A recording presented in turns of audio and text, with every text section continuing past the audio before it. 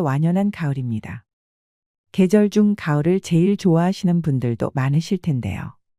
계절의 중년이라고 하는 가을은 깊고 멋스럽습니다. 하지만 중년의 피부처럼 건조하지요. 30대 중반부터 시작된다는 노화. 가을의 낭만처럼 중년의 숙성된 마음은 좋아하지만 신체적으로 일어나는 변화는 아쉽습니다. 여름 내 싱싱했던 잎사귀가 바싹하게 말라 색이 바래는 것처럼 인생의 중반에 들어서면 촉촉하던 피부는 메마르고 거칠어집니다. 거기다 눈도 뻑뻑해지고 식음료 포장지에 표기된 영양성분이나 가전제품 설명서의 작은 글씨가 읽기 힘들어집니다. 우리가 나이 들면서 느끼는 원인 모를 몸 안팎의 불쾌 증상과 노화 현상은 세포가 건조하기 때문이라고 하는데요. 고혈압과 노안, 피부 트러블, 우울증과 치매 같은 노화 증상과 질병들의 진짜 원인이 무엇이고, 세포의 수분 흡수력을 되찾아 노화를 늦추고 질병을 치유할 수 있는 방법들을 알려드리겠습니다. 오늘 소개해드릴 건강서적은 노화는 세포 건조가 원인이다. 지은이 이시아라유미, 옮기니는 유네림, 발행은 전나무숲입니다. 오늘의 영상은 중년 노년들이 꼭 보셔야 되는 내용입니다. 영상을 끝까지 시청하셔서 마른 가지에 물이 오르면 다시 잎이 돋고 꽃이 피듯 중년이 넘어도 젊고 건강한 몸을 유지할 수 있는 황혼의 청춘을 오래도록 만끽하시길 바랍니다. 지금부터 말씀드릴 내용은 일상에서 조금만 신경 쓰시면 지킬 수 있는 소소한 원칙들입니다. 꼭 실천하셔서 건강한 노후를 보내시길 바랍니다. 그럼 지금부터 잠시 책 속으로 들어가 보겠습니다.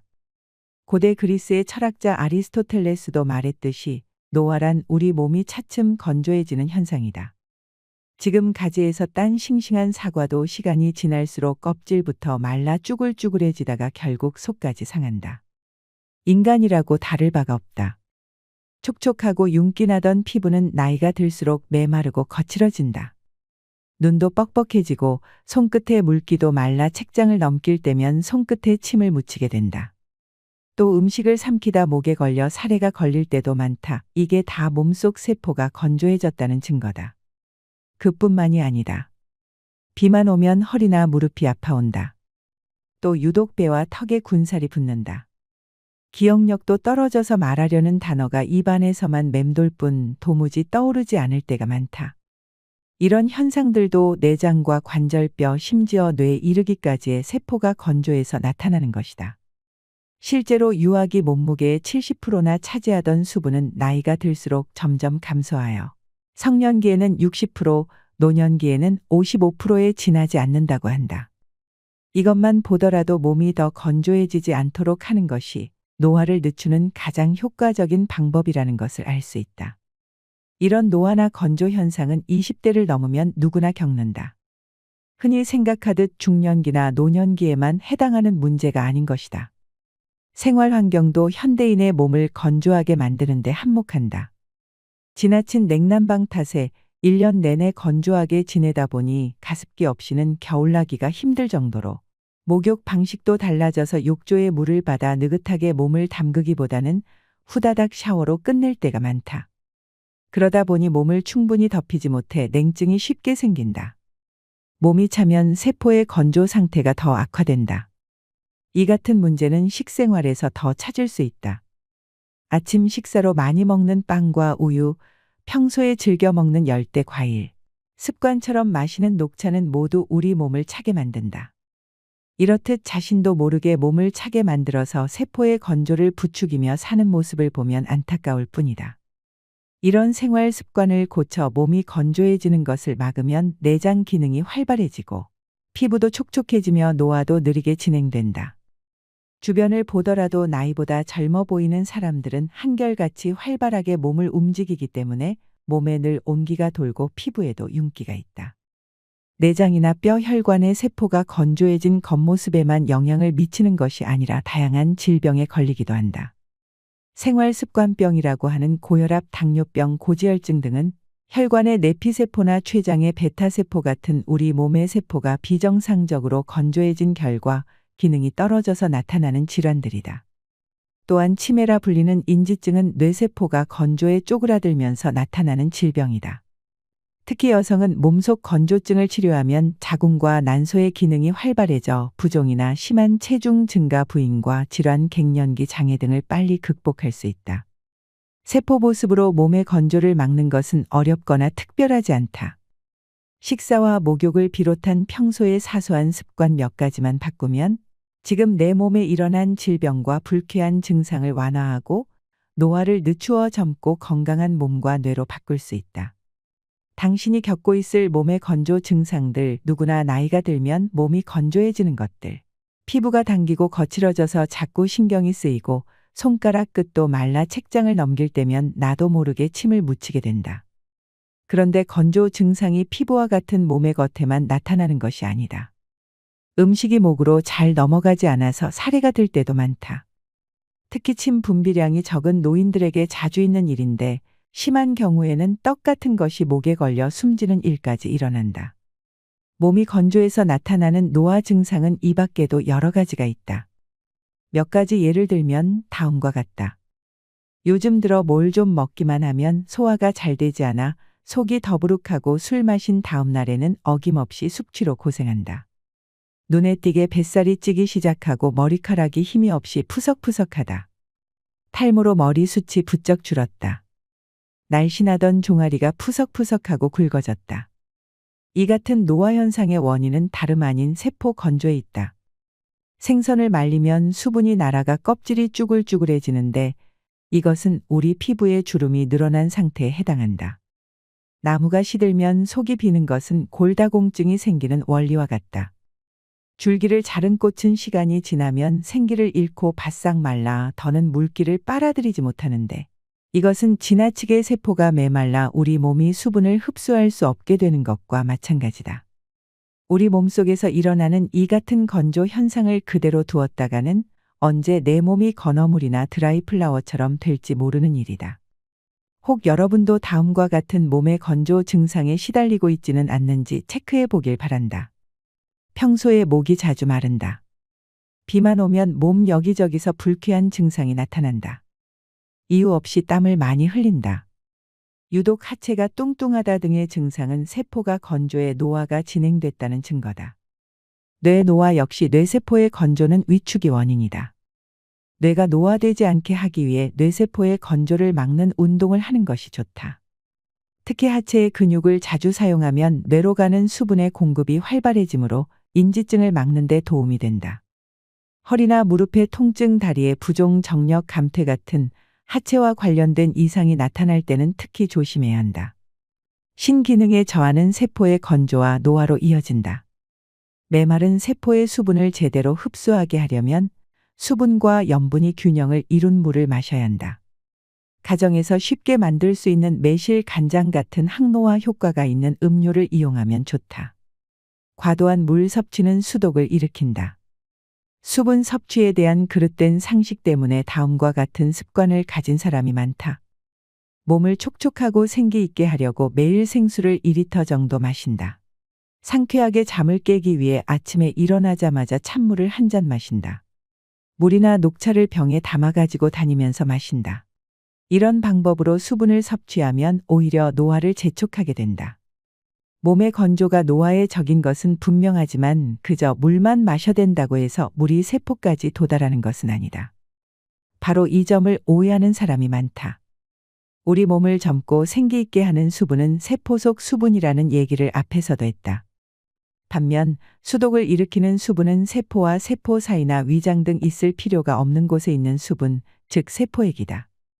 물기를 머금은 듯 촉촉한 몸을 만들려고 아무리 물을 많이 마셔도 물이 직접 세포 속으로 들어가는 것은 아니다. 오히려 세포 외액만 늘어나 수독증이 생길 수 있다. 그렇게 되면 세포가 메마르고 하체 비만이 되며 노화 증상이 심해진다. 나이가 들어 몸속에 절대적인 수분량이 줄었더라도 세포의 수분이 충분하면 젊고 아름다운 몸을 유지할 수 있다. 염분 섭취를 제한하면 노화가 빨라진다. 염분 섭취에 신경을 쓰는 사람이 많긴 많은 모양이다.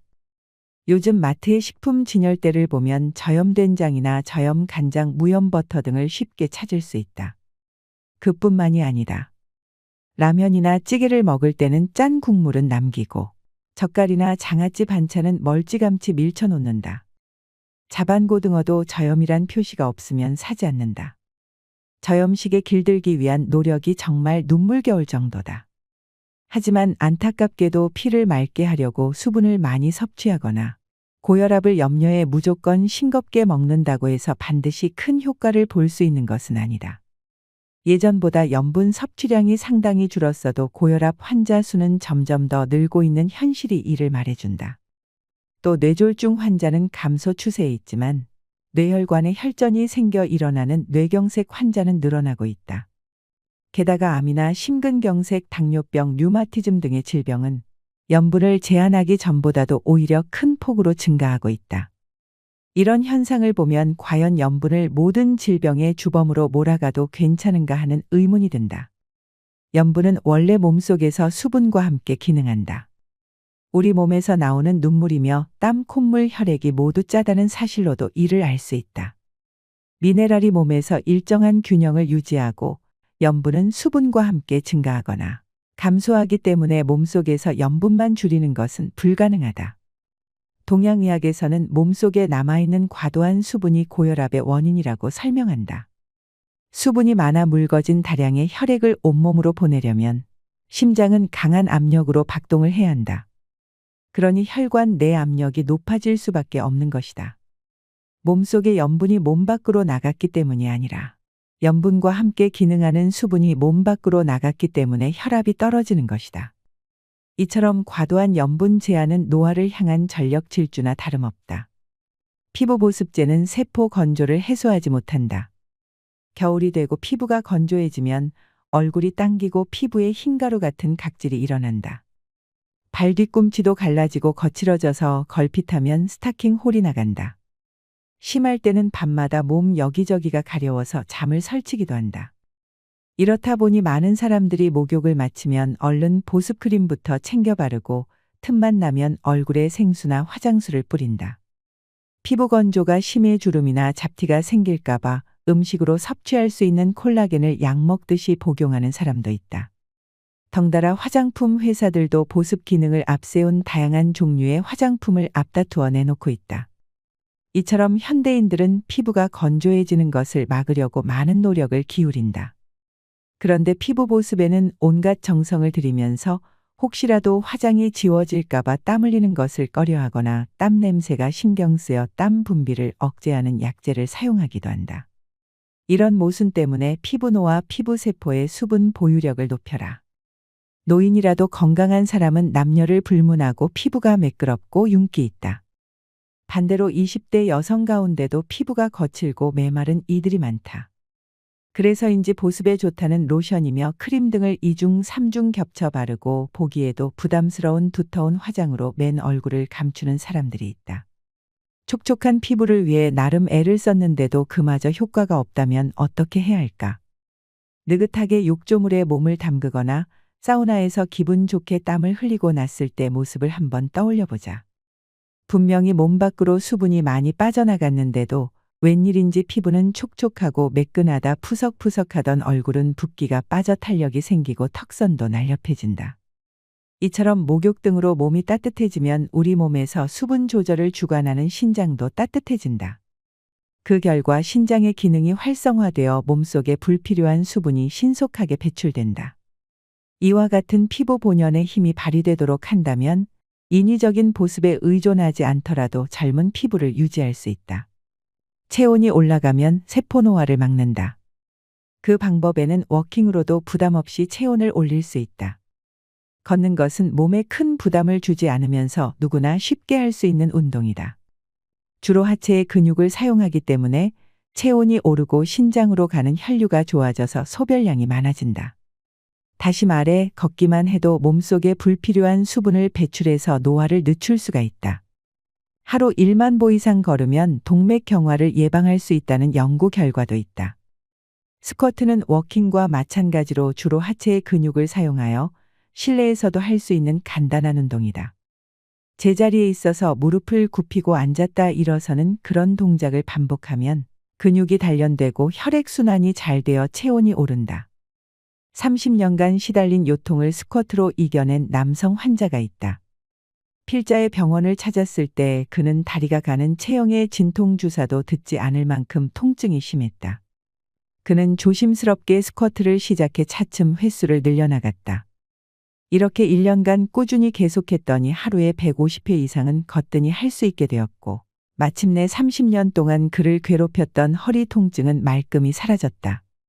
필자가 진찰한 당뇨병 환자들은 대개 상체에 비해 하체가 빈약한 편이었다. 하체가 빈약하면 그만큼 근육에서 소비되는 당분의 양도 감소하기 때문에 당분이 혈액에 그대로 남아 당뇨병이 되기가 쉽다. 따라서 혈당치를 낮춰서 당뇨병을 치료하려면 먼저 하체의 근육을 단련해야 한다. 평소에는 다음과 같은 건강식이법과 생활습관을 적극적으로 실천한다. 톱볶음이나 우엉 간장조림, 미역 된장국 등을 매일 먹는다.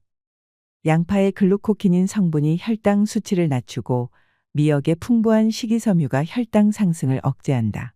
간장은 몸을 따뜻하게 해서 당분의 연소를 덮는다. 상사 이론에 따르면 하체를 튼튼히 하는 데는 뿌리 채소가 좋은데 그 중에서 특히 마가 효과가 뛰어나다. 또한 평소에 1분에 70에서 80m 정도의 속도로 매일 20분 이상 걷는다. 온종일 컴퓨터 앞에 앉아 일하거나 장시간 운전을 했을 때 근육이 필요해서 오는 요통 또는 척추 변형으로 인한 요통, 변형성 무릎 관절증 같은 만성화된 통증을 가라앉히는 데는 몸을 덮이고 쇠약해진 근력을 단련하는 방법이 효과적이다.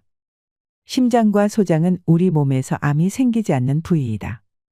비장에도 암이 잘 생기지 않는다. 심장은 혈액을 온몸으로 보내느라 쉴 새 없이 움직이기 때문에 많은 열을 발산한다. 비장은 혈액의 저장소로 혈관이 많아 암자색을 띠며 온도가 높다. 소장은 음식물의 영양분을 소화 흡수하기 위해 지속적으로 연동 운동을 함으로 역시 온도가 높다. 39.6도의 열에 암세포가 사멸한다는 연구 결과나 말라리아에 걸려 고열이 난 뒤에 암세포가 사라진 사례를 보더라도 암이 열에 약한 데다 몸이 차고 건조할 때 생기기 쉽다는 것을 짐작할 수가 있다. 따라서 암을 예방하고 치료하려면 몸을 덮이고 몸속에 과도한 수분을 배출하여 세포가 건조해지지 않도록 해야 한다.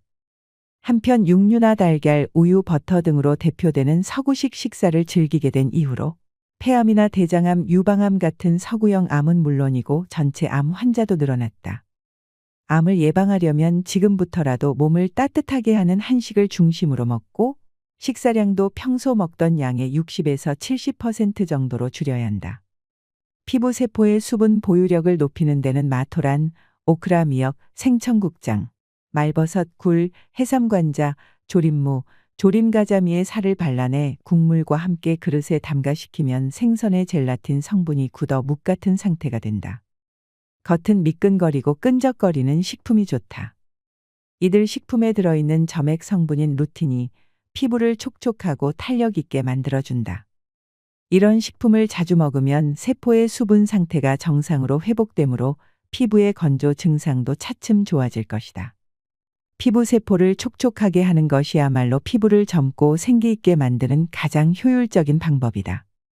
지금보다 10살은 더 어려 보이는 세포 보습 생활법은 항노화 음료로 온몸의 건조를 막는 데 있다. 약으로 몸의 건조를 치료하거나 노화를 막을 수는 없다. 노화를 늦추는 가장 신속하고 효과적인 방법은 신기능을 강화하는 것이다.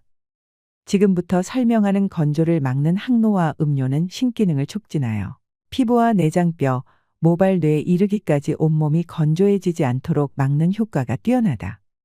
이르면 처음 마신 날부터 효과를 느낄 수 있다. 당근, 사과, 소금 주스는 신기능을 강화하여 세포의 건조를 막는 대표적인 항노화 음료다.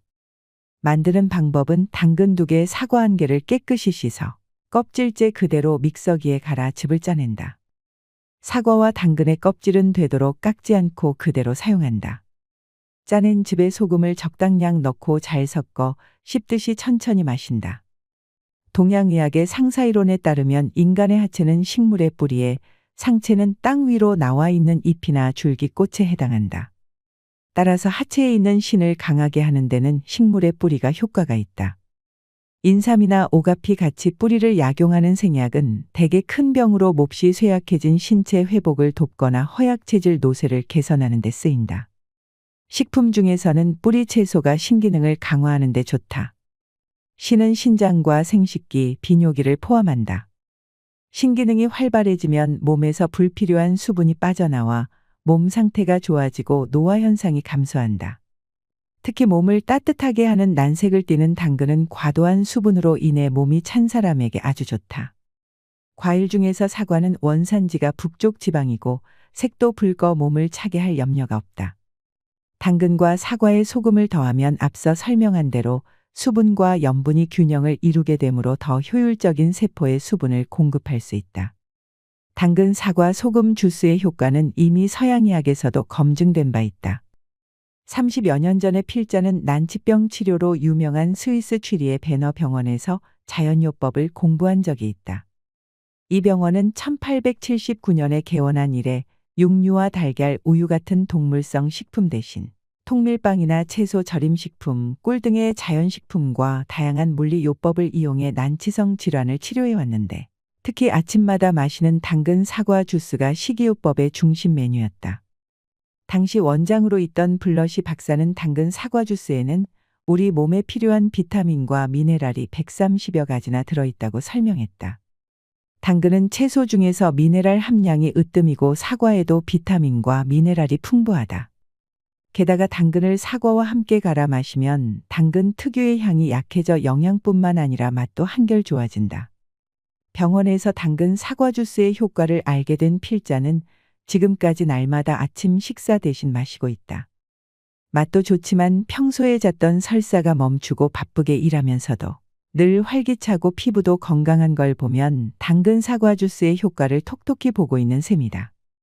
당근 사과 주스는 미량의 영양소가 풍부하고 비타민과 미네랄이 균형을 이룬 음료지만 사람에 따라서는 마신 후에 속이 메스꺼리거나 몸이 차가워질 수도 있다. 필자는 임상 경험을 통해서 몸속에 불필요한 수분이 고여 세포가 건조할수록 그와 같은 반응이 많이 나타난다는 사실을 알게 되었다. 그래서 몸속에 생긴 무릉덩이가 당근 사과 주스의 흡수를 방해하지 못하도록 소금을 넣어 세포의 수분 흡수력을 높였다. 이런 원리에 따라 만들어진 것이 바로 당근 사과 소금 주스다. 동양의학과 서양의학 어느 쪽의 관점에서 보더라도 신기능을 강화하여 노화를 막는 효과가 뛰어난 음료다. 항노화 식사법으로 배설 능력을 높인다. 몸이 건조해지지 않게 해서 노화를 늦추려면 신으로 가는 혈류를 좋게 해서 배설 능력을 높여야 한다. 그러려면 당근 사과 소금 주스나 생강홍차 같은 음료 외에도 항노화 작용을 하는 식품을 평소에 꾸준히 먹어야 한다. 동양의학에서 자주 쓰는 120가지 처방의 70에서 80%는 생강이 들어간다. 생강은 혈액순환과 이뇨작용을 촉진하며 몸을 따뜻하게 하고 배란 작용을 한다. 생강의 주된 효능은 다음과 같다. 몸을 덮여서 땀을 내고 혈액과 체액의 흐름을 좋게 한다. 소변이 잘 나오게 해서 몸속에 과도한 수분을 배출한다. 오늘의 영상 어떠셨나요? 55세의 김정임님은 이렇게 말합니다. 키 155cm에 63kg이었을 만큼 살이 쪘었고 계단도 오르내리지 못할 만큼 오른쪽 무릎이 많이 아팠어요. 그런데 세포 보습을 실천한 지 일주일 만에 몸이 가벼워지기 시작하더니 2달 만에 5kg이 줄고 반년이 더 지나자 처음보다 무려 10kg이나 줄었어요. 그리고 무릎 통증도 많이 나아졌죠. 이젠 날아다닐 것 같아요. 62세의 최성근 씨는 40 넘어서부터 몸무게가 10kg 가까이 불더니 혈압까지 올라서 170까지 올랐어요. 혈압약을 먹으면 일시적으로는 안정되지만 어쩌다 한 번이라도 걸으면 다시 혈압이 올랐죠. 그런데 어느 날 우연히 알게 된 세포 보습을 실천하면서 혈압이 안정되고 살이 빠지고 두뇌 회전도 빨라졌어요. 이젠 일 열심히 하면서 아주 가뿐하게 살고 있습니다. 나이가 중년을 넘기면 젊은이들의 모습과 내 모습을 비교하며 나의 나이듦을 한탄하는 것은 매우 무의미하고 쓸데없는 행동입니다.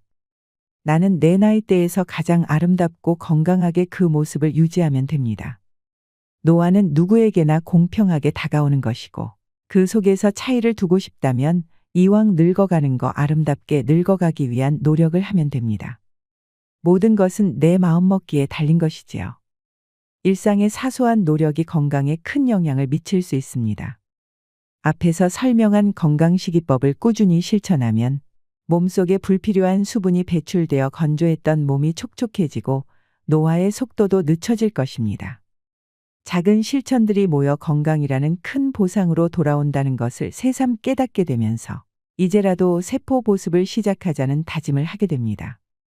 더 유익한 많은 내용을 알고 싶으시다면 책 전문을 읽어보시는 걸 추천드립니다. 오늘의 영상이 구독자 여러분들에게 많은 도움이 되셨길 바랍니다. 오늘도 노후의 지혜와 함께 해주셔서 감사드립니다. 황금빛으로 무르익어가는 여러분의 지혜로운 인생을 언제나 응원합니다. 살다 보면 천년만년 살 것처럼 뒤도 옆도 살필 겨를 없이 달리다가 누구나 삶의 어느 모퉁이에 멈춰서서 자신의 인생을 돌아보게 되는 순간이 옵니다. 인생을 알만하고 인생을 느낄만 하니 머리엔 이미 서리가 내리고 몸은 생각같이 움직이지 않지요. 젊을 때는 물질적이고 육체적인 삶이 최고라 여기며 살아가다가 인생 후반전이 돼서야 비로소 진정한 인생의 가치와 만나게 되는 것입니다. 인생을 살아가다 보면 점점 가지고 싶은 것들이 생겨 무언가를 계속 구매하거나 더 많은 사람들과 어울리려고 하는 분들이 계십니다. 우리는 나이 들수록 건강하고 행복한 노후를 위해 중년부터 인생의 덧셈과 뺄셈이 필요합니다. 안 쓰는 물건이나 지나간 관계에 대한 집착 등은 빼고 비운 공간을 필요한 것들로 채워나갈 때 보다 풍요로운 노년을 보낼 수 있습니다. 이는 누구나 잘 알고 있는 교과서적인 내용이지만 일상에서 이런 것들을 마음에 간직하며 지켜나가는 것은 결코 쉬운 일은 아닙니다. 나이가 들고 지혜가 자랄수록 물질적인 삶은 멀리하고 정신적인 삶을 최고로 여기며 살아가야 합니다. 그렇다면 노후에 어떻게 하면 잘 빼고 잘 더할 수 있을까요? 오늘은 더 나은 내일을 꿈꾸는 이 땅의 많은 중년 노년들을 위해 나이가 들수록 무조건 버려야 할 4가지에 대해 말씀드리겠습니다. 구독자 여러분들은 더 늦기 전에 지금부터라도 노년의 비움을 실천하셔서 홀가분한 노후를 만들어 가시길 바랍니다. 나이가 들수록 버려야 할 첫 번째는 불필요한 물건을 버리는 것입니다. 주위를 둘러보면 자식들을 출가시키고 떠나보내고 난 뒤 집을 좁혀서 가는 분들이 많습니다. 식구가 적은데 집까지 넓으니 횡댕그렁해서 더 외롭게 느껴진다는 것입니다. 집을 줄이면 살림살이도 자연스럽게 비워지게 되죠. 대부분의 사람들은 집에 쓰지도 않는 물건을 오랫동안 보관해 놓는 일이 많습니다.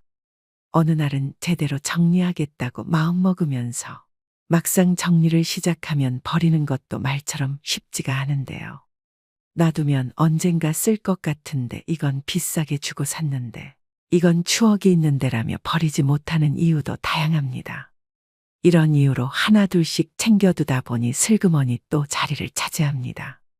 집안 곳곳에 잡동사니가 여러분들에게 주는 영향은 생각보다 심각하다고 하는데요. 풍수지리 전문가는 각 물건에는 고유의 에너지와 기가 존재하고 있는데 이 에너지의 흐름이 순조로워야 집안이 활기를 띨 수 있다고 합니다. 즉 불필요한 물건은 즉시 버리고 비워내야 비로소 그 자리에 자신이 진정 원하는 새로운 일들이 찾아올 수 있다는 것이죠. 내 몸의 노화를 촉진하는 물건 5가지가 있습니다. 첫 번째는 밑창과 굽이 다른 낡은 신발입니다. 낡은 신발은 관절과 척추를 늙게 만들고 오래된 운동화는 족저근막의 압력을 높여 통증을 유발하기 때문에 집에 낡은 신발이 있다면 당장 버리셔야 합니다. 두 번째는 오래된 플라스틱 용기입니다. 오래된 플라스틱에는 환경호르몬과 세균도 많고 음식물을 오염시키기 때문에 과감하게 버리셔야 됩니다. 세 번째는 오래된 칫솔입니다. 벌어진 칫솔모는 잇몸을 손상시켜 구강노화를 촉진한다고 하는데요. 3개월마다 교체해 주는 것이 좋습니다. 네 번째는 오래된 기름입니다. 오래되어 산패된 기름은 일단 몸속에 들어가면 배출이 안 되고 혈전을 만들어 혈관을 좁혀 여러 가지 질병을 유발하므로 오래된 기름은 절대 드시면 안 됩니다. 마지막으로 5번째는 오래된 이어폰입니다. 볼륨 키운 이어폰은 청력 노화를 촉진시키고 소음성 난청의 원인이 된다고 하는데요. 이어폰을 낄 때는 최대 볼륨의 50% 아래로 듣고 오래된 이어폰은 버리셔야 합니다. 빨리 늙지 않고 좀 더 건강하게 지내기 위해서라도 집안에 있는 오래된 물건은 과감하게 버리셔야 됩니다. 모든 것이 부족하던 시대에는 많은 것을 소유하는 게 미덕이었으나 요즘처럼 넘쳐나는 시대에 무절제한 풍족함은 오히려 짐이 되고 욕심이 됩니다. 물질적인 것을 아무리 많이 가져도 정신적으로는 점점 허기를 느낀다는 사람들이 많기 때문이지요. 철저하게 비우는 무소유의 삶을 실천하고 가신 법정 스님은 행복의 비결은 우선 자기 자신으로부터 불필요한 것을 제거하는 일에 있다고 말씀하셨습니다. 버리고 비우는 일은 결코 소극적인 삶이 아니라 지혜로운 삶의 선택입니다. 비우기가 익숙해진다면 필요 없는 물건들을 아무 생각 없이 사모으던 습성도 사라질 것입니다.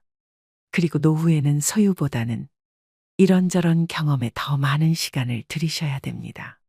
물질적으로 더할 나위 없이 풍요롭지만 정신적 공허함은 그 어느 세대보다도 깊은 중년 노년들에게 물건 버리기는 간결하고 자유로운 삶을 위해 반드시 실천해야 할 생존 전략입니다.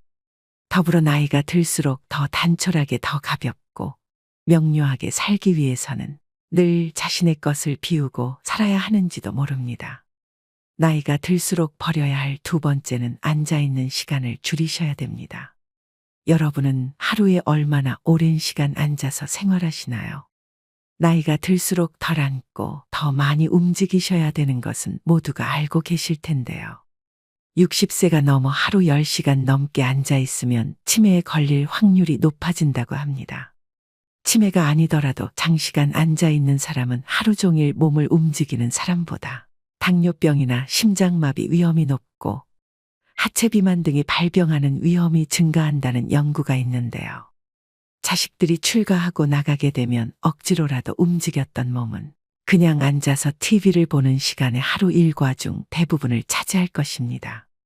하루에 1시간만 앉아있는 시간을 줄여도 각종 심혈관 질환과 대사증후군 발병 위험이 줄어든다고 합니다. 장시간 앉아있는 것이 건강에 미치는 악영향을 줄이기 위해 일상에서 30분마다 5분간 가벼운 걷기를 하셔야 됩니다. 한 연구에 따르면 1,500명의 노인 가운데 가장 오래 앉아 있었던 사람들은 더 자주 움직였던 노인들보다 평균적으로 8년 더 빨리 늙는 것으로 나타났다고 하는데요. 나이가 들어가며 신체 활동이 게을러지면 근육이 급격하게 줄어들고 기력이 떨어지면서 더욱 움직이기 싫은 마음이 생겨날 수 있습니다. 나이가 들수록 움직이면 살고 누우면 죽는다는 말을 떠올리셔야 됩니다. 편하게 쉬려는 마음에서 벗어나 일상에서 많이 움직이는 습관을 길들이셔야 합니다. 매일 규칙적으로 많이 걷는 것도 건강 유지를 위한 좋은 습관 중 하나입니다. 만일 걷지 못하신다면 앉아서 하는 운동 또한 매우 도움이 될 수 있습니다. 앉아서도 가벼운 스트레칭을 자주 해주신다면 몸의 움직임을 늘리는 데 효과가 있습니다. 나이가 들면 운동을 해도 근력이 늘지 않는다는 잘못된 생각 때문에 고령자들은 운동을 시도조차 하지 않는 경우가 많습니다. 집에서 쉽게 할 수 있는 운동을 매일 10분만 꾸준히 해도 1년이 지나면 현재 근력의 20%까지 늘릴 수 있다고 하는데요. 그렇게 되면 노년 건강 유지의 최대 복병인 낙상 사고가 줄고 사회 참여 활동은 늘어나고 노년의 허약도 예방됩니다. 얼마 전에 옆집 60대 어머님은 길을 걸어가시다 갑자기 넘어지셔서 팔이 꺾이는 사고를 당하셨습니다. 다리에 근력이 부족해서 중심을 못 잡고 넘어지셨는데요. 오랫동안 치료받느라 고생하시는 걸 옆에서 본 적이 있습니다. 미리 근력 운동을 조금씩이라도 실천해서 예상치 못한 사고에 대비를 하셔야 됩니다. 습관이 인생이라는 말이 있습니다. 우리가 갑자기 운동량을 늘리는 것은 쉽지 않은 일입니다. 대신 앉아있는 시간이라도 줄이는 게 노후 건강을 위해 아주 좋은 방법이 되는 것입니다. 하루를 아름답고 행복한 삶으로 만들기 위해서는 자신이 어떤 태도와 습관을 가지고 살아가고 있는지 돌아보는 시간을 가져볼 필요가 있습니다. 앞으로 어떤 습관을 길들여 어떤 태도로 지낼 것인가 하는 계획을 세우고 실천하는 것이 바로 자신의 가치 있는 노후를 위한 중요한 지혜이기 때문입니다. 나이가 들수록 버려야 할 세 번째는 불필요한 인간관계를 정리하는 것입니다. 노후 행복의 결정적 요인은 부도 명예도 학벌도 아닌 관계라고 하는데요. 우리는 퇴직과 함께 직장 등 공적 관계망은 대부분 눈 녹듯 사라져버리고 학창시절 동창 등 친밀한 관계 위주로 재편됩니다. 하지만 오래 알고 지낸 사람들이라고 모두 원만한 관계를 유지하는 것은 아니죠. 특히 말끝마다 불평불만을 쏟아낸다거나 걸핏하면 화를 내는 등 만났을 때 기분 좋은 에너지보다 불편함을 주는 사람은 알고 지낸 세월에 관계없이 자연스레 꺼려지게 마련입니다. 따라서 노후에는 어떤 사람을 자주 만나고 싶은지 또는 만나고 싶지 않은지 생각해 보면서 자신 역시 만나고 싶은 사람이 될 수 있도록 노력하며 관계를 형성해 나가야 합니다. 노후가 되면 마음이 외롭고 인생이 허무하다고 느낄 때가 많습니다. 이때 달려와 고민을 함께 나눌 친구가 한두 명만 있어도 성공한 인생이라 할 수 있죠. 나이 들어서 주변 사람들과의 관계에서 벌어지는 크고 작은 갈등은 노년의 삶의 질을 낮추고 외로움을 증폭시킵니다. 맞지 않는 사람과의 인연의 끈을 놓지 못하고 만남을 유지하면서 스트레스를 받는 사람들을 주변에서 흔히 볼 수 있습니다. 특히 살아온 세월 속에 쌓인 갈등이 폭발하면서 관계가 망가질 때도 많습니다. 배우자 및 자녀와의 갈등이나 오래 알고 지낸 친구와의 불협화음 등이 이 경우에 해당하죠. 불필요한 인간관계는 늙음을 의식하기 시작하는 50대부터 하나씩 내려놓으면 편해진다고 합니다. 자녀들이 부모 품을 떠나 독립하고 나면 우리는 지켜야 하는 것들이 점점 적어집니다. 그러면 자연스럽게 이제껏 무리해서 만나야만 했던 사람들도 줄어들게 됩니다. 물은 나이를 먹으면 체력도 기력도 젊었을 때와 같지 않게 되니 굳이 의미 없는 인간관계에 힘쓸 여유가 없어집니다. 그러니 참아가며 사람을 만나는 일은 피곤하기만 하죠. 나이 들어서 체력이 떨어지는 만큼 인간관계에도 에너지 절약이 필요합니다. 여기서 가족만큼은 예외라고 말씀하시는 분들도 계실 것 같은데요. 결국은 가족도 같습니다. 그저 너무 가까이 가지 않는 것이 요령이죠. 관계에서 오는 스트레스를 줄이고 싶다면 사람보다는 고독과 친해지셔야 합니다.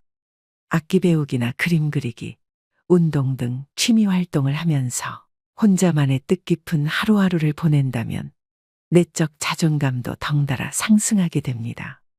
이처럼 혼자서 시간을 잘 보낼 수 있게 된다면 내 인생에서 진정으로 필요한 인간관계 또한 분명해질 거라고 생각합니다. 나이가 들어갈수록 그냥 아는 사람 100명보다 나를 잘 알아주는 사람 1명이 더 귀합니다. 그대로의 나를 받아들이는 소수의 사람과 편안하게 만나면서 평온한 노후를 보내셔야 됩니다. 은퇴 후 인간관계라는 한 연구에 따르면 배우자와 함께하는 시간을 줄이고 싶다고 대답한 은퇴자가 늘리고 싶다고 한 은퇴자보다 6배나 많았다고 하는데요.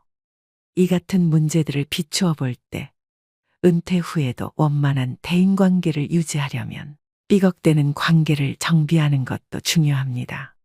가족 또는 가까운 지인 간 어긋난 부분을 개선하고 줄어든 인맥을 새롭게 채워나가야 사람 냄새 풍기는 노후 생활을 즐길 수 있습니다. 행복하고 건강한 노년을 만드는 것은 사람들과의 질적인 관계에 달려 있습니다. 놀라운 것은 나에게 이로운 관계가 행복뿐 아니라 노후의 신체적 건강까지 영향을 준다는 사실이죠. 누군가는 이렇게 말합니다. 인생은 나를 알아주는 한두 사람 붙잡고 사는 거라고 하더군요. 나이 들어서도 너무 관계에 연연하다 보면 자신에게 소홀해지곤 합니다. 그럴 때일수록 잠시 멈춰서 자기 자신을 챙겨보시면 좋겠습니다. 마지막으로 나이가 들수록 버려야 할 네 번째는 식사량을 줄이는 것입니다. 아무리 몸에 좋은 것도 지나치면 병이 됩니다. 먹을 것이 부족했던 과거와 달리 요즘은 먹을거리가 넘쳐나 영양 과잉 섭취로 인한 고혈압, 당뇨 그리고 높은 콜레스테롤 등의 만성질환 환자가 빠르게 늘어나고 있다고 하는데요. 특히 중년 이후엔 여러 호르몬 분비와 기초대사량이 감소하기 때문에 운동하지 않고 과식이나 폭식을 반복적으로 하게 되면 내장 지방이 쌓여 복무비만이 됩니다. 나이가 들어서 몸에 좋다고 무턱대고 먹다 보면 오히려 영양 과잉 상태를 초래해서 질병으로 발전할 수 있다는 사실을 아시나요? 실제로 소식하는 습관은 노화를 늦추고 노화와 관련된 질병 위험이 낮아집니다.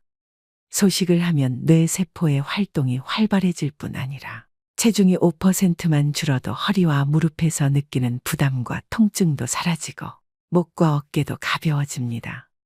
또한 몸에서 독소가 빠져나와 혈액순환도 좋아지죠. 살이 빠지면서 얼굴 라인도 살아나고 고민했던 뱃살도 쑥 들어가서 몸매가 청춘 시절로 되돌아갈 수 있습니다. 인류 역사 내내 배불리 먹는 것이 인류의 수건이었지만 이제는 영양과잉 상태에서 벗어나야 합니다. 그래야 사는 동안 몸을 가볍고 건강하게 살 수 있습니다. 우리는 나이 들수록 첫 번째 목적으로 지켜야 할 것은 무조건 건강입니다. 그러니 급격하게 빼려고 하지 말고 식습관과 생활 습관을 바로 잡는 것이 중요합니다. 그렇게 되면 살은 자연스레 슬슬 빠지게 될 것입니다. 나이가 들수록 과식보다는 적당한 배고픔을 즐기셔야 됩니다. 중년 이후에는 부족한 것을 더 먹는 것도 중요하지만 건강을 위협하는 나이살이 찌지 않도록 먹는 것을 줄여야 하는데요. 소식 습관을 유지하는 데 도움이 되는 방법 3가지를 알려드리겠습니다. 첫 번째는 식사 시간을 적어도 20분 이상으로 유지하시고 음식도 많이 오래 씹으셔야 합니다. 두 번째는 수분 섭취가 중요합니다. 물이 부족할 경우 갈증을 배고픔으로 착각하여 과식하게 될 수도 있습니다. 세 번째는 그릇과 수저의 크기를 줄이는 것입니다.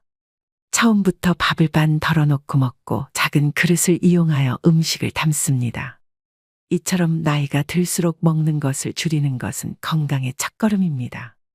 건강은 지나치게 강조해도 해가 되지 않습니다. 계속해서 말씀드리지만 인생을 살아가는 데 있어 중요한 것은 첫째도 둘째도 건강입니다. 젊었을 땐 하나라도 더 가지려고 몸 상하는 줄 모르고 살았지만 이제는 건강을 우선으로 챙기셔야 한다는 걸 항상 생각하셔야 합니다. 오늘의 영상 어떠셨나요? 우리는 나이가 들어가며 행복한 삶을 누리는 조건으로 건강한 몸과 함께하는 배우자, 하고픈 일들, 여유로운 자금, 그리고 남은 생을 동반할 친구 등을 흔히 떠올립니다. 하지만 누구나 그렇듯 생각한 대로 인생은 흘러가지 않습니다. 갑자기 건강에 이상이 생길 수도 있고 배우자, 친구와의 갈등이 깊어질 수도 있습니다. 일이 잘 풀려나가는 좋은 시간이나 일들이 꼬이며 어려움을 겪는 힘든 시간도 결국은 지나갑니다. 좋을 때나 어려울 때나 범사에 감사하며 이 또한 지나가리라를 마음에 간직하고 살아가는 것도 아름다운 삶의 지혜이죠. 흐르는 물을 되돌릴 수 없는 것과 마찬가지로 우리 인생도 결코 되돌릴 수 없습니다. 아름다운 삶을 위한 생활 수칙은 개인에 따라 다를 수 있지만 그 지침을 정해놓고 실행하는 것은 자신의 마음가짐에 달려 있습니다. 일상에서 외롭다는 마음과 불안감을 떨쳐내고 소소한 즐거움에도 웃음 지으며 지내는 작은 실천들이 행복을 맞이하는 지름길이기 때문입니다. 그러자면 비움의 실천이 중요하겠죠. 나이가 들수록 인생을 일찍 깨달았더라면 좀 더 성숙한 삶을 살았을 텐데라고 후회하는 날들도 있습니다. 아쉽고 안타깝지만 남은 세월이 있기에 채움보다 비움으로써 마음의 안정과 풍요로움을 얻으셔야 됩니다. 더불어 인생의 후반전을 맞이한 우리는 살아있음으로 얼마나 행복한가를 더욱 더 가슴 깊이 느끼며 살아가야 합니다. 오늘 말씀드린 나이 들수록 버려야 할 4가지를 꼭 실천하셔서 품격 있는 노후를 만들어 가시길 바랍니다. 술자리 모임에 가보면 덕담과 함께 건배사를 자주 듣게 되는데 옛 직장 상사가 했던 건배사가 아직도 잊히지 않습니다. 많이 채우면서 살았는데 이제는 비우면서 삽시다. 비우는 게 채우는 겁니다. 술잔은 들고 빈 잔은 내리고. 마지막으로 한용운 시인의 노인예찬을 들려드리면서 오늘의 영상 마무리하겠습니다.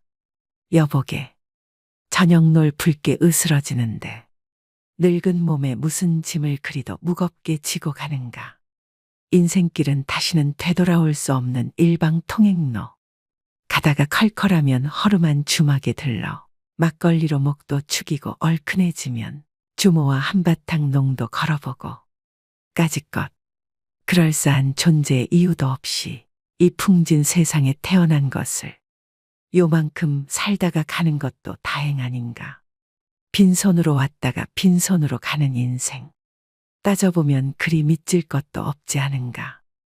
오늘도 노후의 지혜와 함께 해주셔서 감사드립니다.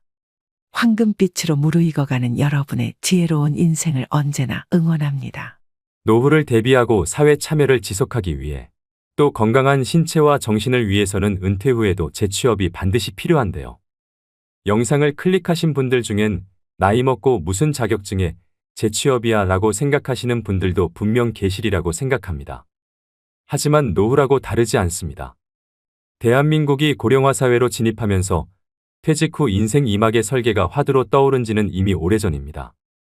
통계청의 조사 결과에 따르면 55세에서 69세 중 은퇴 후에도 계속 일하고 싶다는 사람은 72.5%에 달했습니다. 응답자들은 평균 71세까지 계속 일자리를 희망했고 희망임금으로는 월 150만 원에서 200만 원이라는 답변이 제일 많았습니다. 주변을 보면 은퇴 후 굳이 일을 안 해도 노후를 보낼 수 있을 만큼 여유가 있으신데 일을 계속 하시는 분들이 있습니다. 이처럼 은퇴 후 제2의 직업을 찾는 데에는 금전적인 이유만 있는 것은 아닙니다. 은퇴 후에는 필연적으로 자존감 하락과 공허함, 우울 등이 찾아오기 마련인데 시니어 취업은 이를 해소해주는 가장 큰 역할을 하게 되는데요. 뿐만 아니라 경제적으로도 여유가 생겨 자기를 책임질 수 있게 됩니다. 늙어서 괜히 자녀들 눈치나 보며 살 필요가 없다는 말이지요. 그렇다면 시니어 자격증은 어떤 특징이 있을까요? 시니어들은 취업에 즉시 활용할 수 있는 자격증을 선호하는 경향이 있는 것으로 나타났는데요. 오늘은 실제로 취득 후 바로 취업에 활용이 가능한 자격증 5가지에 신종직종 1가지를 더해서 총 6가지를 알려드리려고 합니다. 자격증 취득 방법과 현실적인 연봉 그리고 앞으로의 전망도 함께 말씀드리겠습니다. 메모하실 게 있으시면 중요 내용을 메모하시면서 들으시면 좋겠습니다. 오늘의 영상을 끝까지 시청하셔서 중년 노년에도 일하는 즐거움을 통해 더 풍요로운 노후를 보내시길 바랍니다. 50대, 60대 분들에게 첫 번째로 추천드리는 자격증은 바로 건축도장기능사입니다. 건축도장기능사는 건축물을 보호하기 위해 건물 내외부를 페인트 등으로 도색하는 작업으로 중장년 여성분들도 하실 수 있을 만큼 건설업종에서는 작업 난이도가 무난한 편인데요. 그래서인지 50대 이상 여성의 취득률이 2위로 선정될 만큼 시니어들이 선호하는 자격증입니다. 그렇다면 건축도장기능사가 되려면 어떻게 해야 할까요? 건축도장기능사는 필기는 없고 실기시험만 진행됩니다. 응시 자격에는 제한이 없으며 시험 일정은 1년에 총 4번이 있습니다. 실기 100점 만점에 60점 이상 취득 시 합격인데요.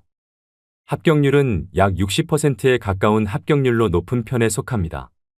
준비만 꼼꼼히 하시면 한 번에 무난히 붙을 수 있는 자격증입니다. 실기의 경우 실제 재료를 가지고 도장 연습을 하는 것이 무엇보다 중요한데 유튜브 등으로 독학하여 준비하시는 분들도 있습니다만 학습 여건상 학원에서 공부하시는 것이 훨씬 많은 도움을 받을 수 있습니다. 그런데 생각보다 많이 드는 비용에 헉할 때가 있습니다. 이럴 때 학원 비용의 부담을 줄일 수 있는 국민내일 배움카드를 활용하셔야 합니다. 은퇴 후 새로운 인생을 준비하는 분들에게 아주 큰 도움이 되는 자격증 지원 사업입니다. 내일 배움카드의 신청 방법 등 자세한 내용은 영상의 끝부분에서 종합적으로 다시 말씀드리겠습니다. 건축도장기능사 자격을 취득하면 도장공으로 취업하는 게 일반적입니다. 앞으로의 취업 전망은 우리나라의 건축물 경우에는 노후화가 심한 상태이기 때문에 수요는 오히려 점점 높아지고 있다고 하는데요. 인테리어 업체로 취업할 경우 기업과 경력, 지역에 따라 다르지만 월 200에서 300만 원 정도이고 건설 현장에서 일할 때의 일당은 보통 15만 원에서 25만 원 수준으로 알려져 있습니다. 요즘에는 예전과 달리 건축물뿐만 아니라 금속 목재 등 도장 범위가 넓어지고 있어 전망 또한 좋은 편에 속합니다. 또 도장공의 연령이 높고 젊은이들은 직업으로서 진입을 꺼리고 있는 실정이어서 중장년 이상의 인력 수요는 서서히 증가할 전망입니다. 50대, 60대 분들에게 두 번째로 추천드리는 자격증은 바로 한식조리기능사입니다. 한식조리기능사 자격증은 매년 꾸준히 높은 응시율과 여성 시니어들의 인기를 유지하는 자격증인데요. 살림 경험을 바탕으로 요리에 자신 있으신 분들이 가장 선호하는 자격증입니다. 자격증 취득 후 일반 음식점부터 국공립 어린이집이나 병원, 학교 등의 단체급식소에서 조리사로 취업이 가능합니다. 특히 학교 급식소에서 일하면 퇴근 시간이 빠르고 방학 기간에 쉴 수 있다는 장점이 있습니다. 그렇다면 한식조리사가 되려면 어떻게 해야 할까요? 한식기능조리사 자격증은 산업인력공단에서 시행하는 시험으로 나이나 경력, 학력 등의 응시 자격에 제한이 없습니다. 자격증 취득 과정은 필기와 실기 시험으로 나눠지는데요. 필기 시험의 합격률은 45% 정도로 1시간 동안 사지선다형 60문제를 풀어야 되며 60점 이상 맞으면 합격입니다. 문제집 한 권을 사서 2주에서 3주 정도 시간을 투자해 공부하면 무리 없이 합격하는 수준이라고 합니다. 반면 실기시험 합격률은 35% 정도로 결코 난이도가 낮은 시험은 아닙니다. 실기시험은 한식 메뉴 31개 중 2개가 랜덤으로 출제되고 70분 동안 주어진 재료로 조리해야 합니다. 특히 실기시험의 경우엔 공식을 잘 따라 하셔야 되기 때문에 학원에서 수업을 들으시는 게 보다 단기간에 합격할 수 있는 방법인데요. 한식조리기능사 같은 경우도 내일 배움 카드로 실기시험에 대비한 교육비를 최대 100%까지 지원받을 수 있으니 꼭 활용해 보시면 좋겠습니다. 한식조리기능사의 연봉은 종일근무 기준 평균 3,300만 원 정도입니다. 대부분의 어린이집이나 단체급식소 같은 경우엔 종일근무가 아닌 파트타임을 선호하는 경우도 많습니다. 결과적으로 한식조리기능사는 신중년들에게 전망이 밝고 돈을 많이 벌겠다는 목적보다는 요리할 때 즐거움을 느끼고 시간을 유연하게 쓰고 싶은 분들에게 추천하는 자격증입니다. 50대, 60대 분들에게 세 번째로 추천드리는 자격증은 바로 떡제조기능사입니다. 저도 이번 영상을 준비하면서 처음 접하게 된 자격증인데요. 여러분들도 아마 조금은 생소하실 거라고 생각됩니다. 하지만 떡제조기능사는 블루오션에 해당하는 자격증 중에 하나라고 합니다. 최근 건강식인 떡을 비롯해 약과 한과 등 다양한 전통 간식들이 다시금 떠오르고 있는데요. 떡이 줄어든 쌀 소비량을 끌어올리고 있을 만큼 전통 디저트를 찾는 소비자 수는 꾸준히 증가하고 있는 추세입니다. 그렇다면 떡 제조기능사가 되려면 어떻게 해야 할까요?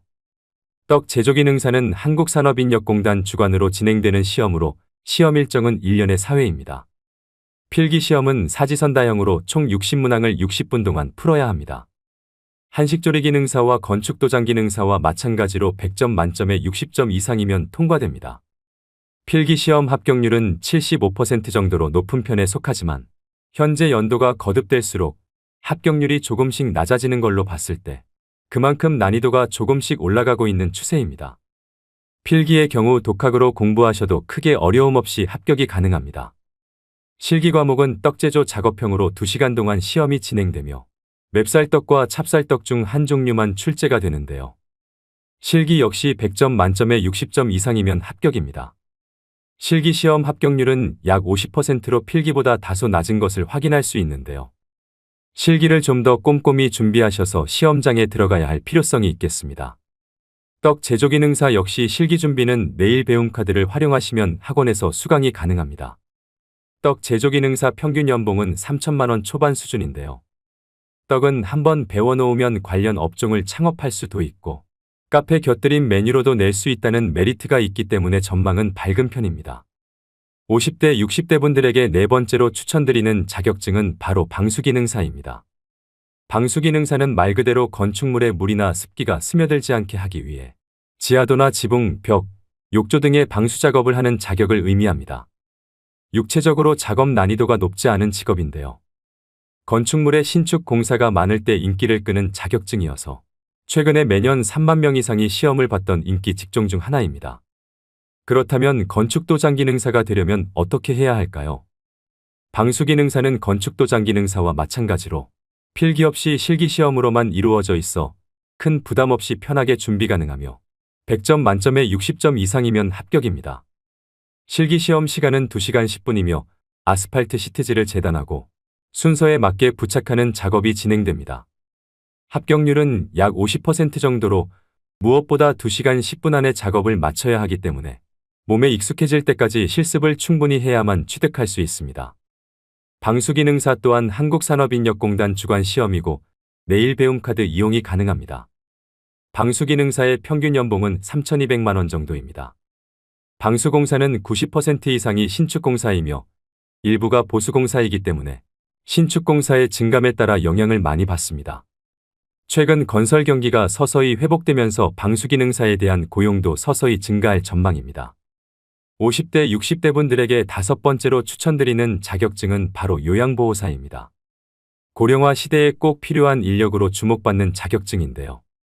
요양보호사는 노인 또는 신체적으로 도움이 필요한 환자들에게 기본적인 건강관리와 생활지원을 제공하는 역할을 합니다. 제 주변에도 실제로 50대, 60대 지인분들이 요양보호사를 업으로 삼고 계시는 분들이 많이 계실 만큼 요양보호사 자격증에 대한 관심이 뜨거운데요. 아내를 간호하기 위해 자격증을 취득한 84세 할아버지와 18살 손자와 나란히 합격한 72세 할머니도 계십니다. 개인적인 생각으로 50대, 60대라도 누구나 무리 없이 합격할 수 있는 수준이라 봅니다. 그렇다면 요양보호사가 되려면 어떻게 해야 할까요? 요양보호사의 교육과정은 총 240시간으로 이론과 실기 그리고 실습을 각각 80시간씩 수료해야 됩니다. 필기시험과 실기시험 각각 만점에 60% 이상 득점 시 합격할 수 있습니다. 하지만 2024년부터는 이론 240시간, 실기 80시간으로 기존 교육이수 시간에서 80시간이 더 늘어날 예정입니다. 자격증을 취득한 요양보호사는 흔히 양로원이라 말하는 시설이나 주야간 보호센터에서 일할 수 있게 되는데요. 또 제가 서비스라고 해서 집으로 직접 방문해 가사지원과 신체 수발 서비스 등을 담당하기도 합니다. 다만 급여가 안정적이지 않고 값싼 가정부를 고용했다는 듯 노골적으로 잡일을 시키는 환자나 가족이 있을 수 있습니다. 또 치매 어르신들을 주로 돌보는 일이라 돌발 상황도 많이 생긴다고 합니다. 하지만 단순한 돈벌이 이상의 보람이 있다고 하시는 분들도 많습니다. 근무지에 따라 일의 강도나 형태는 다르지만 요양보호사 대부분은 사회에 도움이 되는 일을 하고 있다는 사명감으로 일하고 계시지 않을까 생각합니다. 하지만 이와는 별개로 요양보호사에 대한 잘못된 인식과 처우는 앞으로 많이 개선되어져야 하는 것은 분명합니다. 2023년 기준 요양보호사의 최저임금은 시급 9,620원으로 연봉으로 환산 시 약 2,400만 원 수준입니다. 계속되는 고령화와 요양시설이나 재가시설에서 요양보호사를 의무 채용하고 있어 전망은 제일 밝은 자격증 중 하나입니다. 요즘 같은 고용 불안 시대에 건강하기만 하다면 평생 직업으로 삼을 수 있는 일이라고 생각됩니다. 이렇게 총 5가지의 전망 좋은 자격증을 알려드렸는데요. 여기에 한 가지 더 강력 추천드릴 자격증으로 신종직업인 병원동행 매니저에 대해 말씀드리겠습니다. 기대 수명이 늘어난 요즘에는 불가피하게 찾아오는 질병을 적절하게 관리하는 일이 장수의 우선 조건이 되었습니다. 이와 함께 부상하는 직업이 바로 병원 동행 매니저인데요. 노인 비율이 커지는 만큼 몸이 아픈 사람들도 당연하게 많아지고 있습니다. 복합검진이 가능한 대부분 종합병원이 예약 시스템으로 운영되고 있는데 기기를 다루는데 익숙하지 않는 어르신에게는 외래 진료 예약부터 병원 방문까지 모든 과정이 어려움의 연속인데요. 그나마 가족이 도움을 줄 수 있다면 괜찮지만 각자 밥벌이로 인해 부모의 외래 진료에 동행하기 위해 시간을 내기는 쉽지 않습니다. 이처럼 병원 동행 매니저는 숙련된 간병인이 환자와 함께 이동하여 보호자를 대신해 병원 이동 및 접수 귀가까지 동행하는 신종 직업입니다. 병원 동행 매니저는 인생이막의 유망 직종으로 전망이 아주 밝습니다. 서울시의 경우 2022년 기준으로 1만 명의 병원 동행 매니저가 활동하고 있으며 2025년까지 2만 명의 병원 동행 매니저를 양성할 계획이라고 밝혔는데요. 노인 인구가 빠르게 증가하면서 시니어 1인 가구는 더욱 늘어날 것이기 때문에 병원 동행 매니저의 수요는 앞으로 더욱 증가할 것으로 예상되고 장년 노년분들이 하기에 괜찮은 직업으로 생각이 됩니다. 그렇다면 병원 동행 매니저가 되려면 어떻게 해야 할까요? 병원 동행 매니저로 활동하기 위해서는 간호사, 간호조무사나 요양보호사, 사회복지사 자격 중 한 가지 이상의 자격증을 소유하고 있어야 합니다. 소지하고 계신 자격증이 없으시다면 사회복지사 2급 취득으로 접근하시는 게 가장 수월한 방법인데요. 사회복지사 2급은 필기시험 없이 온라인 수업 이수 후 실습을 하면 취득할 수 있습니다. 한국산업인력공단이나 한국사회복지사협회 홈페이지에서 접수를 진행할 수 있습니다. 가장 궁금해하실 급여 조건은 지역이나 업무 시간에 따라 다르겠지만 월 최대 240만 원 수입을 낼 수 있습니다.